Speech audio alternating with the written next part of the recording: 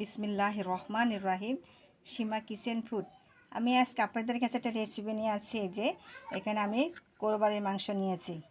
এখানে আমি প্রায় 1.5 কেজির মতন কোরবানির মাংস নিয়েছি। মাংসটা আমি আজ ভুনা করব। আপনারা আমার ভিডিওটা দেখুন যে আমি কীভাবে।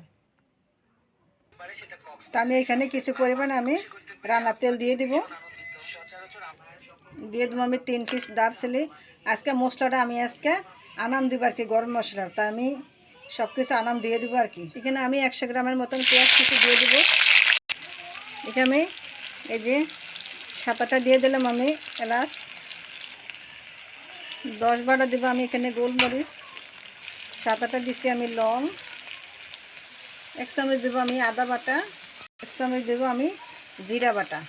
কারণ আজকে আমি জিরা কিন্তু আজকে বাটিয়ে দিচ্ছি আর কি, আর ব্লেন্ড করা দিচ্ছি না। এভাবে আমি ভালো করে কষে নেব। 1 চামচ দেবো হলুদ গুঁড়া।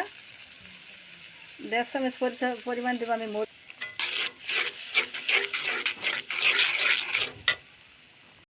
মশলাগুলো আমার কষানো হয়ে গেছে এবং তেল ছেড়ে দিচ্ছে। তা এখন আমি গরুর মাংসগুলো আমি দিয়ে ফেলবো। এই যে আমি গরুর মাংসগুলো আমি দিয়ে দিচ্ছি।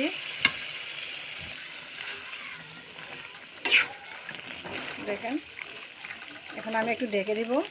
ঢাকনা সরাতে হয়েছে, এখন কি অবস্থাতে আছে দেখেন।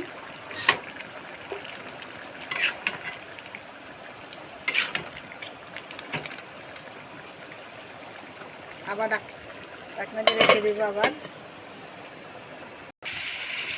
আমার মাংসটা এই যে কষানো হয়ে গেছে। এই যে এখানে আমি প্রায় আধা ঘন্টার মতন কষিয়েছি। এখন আমি কিছু পরিমাণ আমি পানি দিয়ে দিব।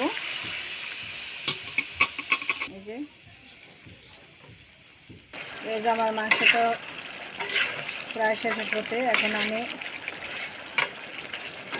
আরেকটু পরে আমি নিয়ে আসবো।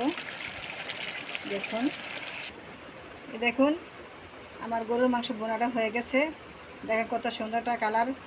প্লিজ আপনারা এইভাবে আমার মতো রান্না করে খেয়ে আমাকে কমেন্ট করেন। আমার ভিডিও যদি ভালো লেগে থাকে আমার চ্যানেলটাকে লাইক কমেন্ট করুন। নতুন হয়ে থাকলে সাবস্ক্রাইব করুন। আল্লাহ হাফেজ।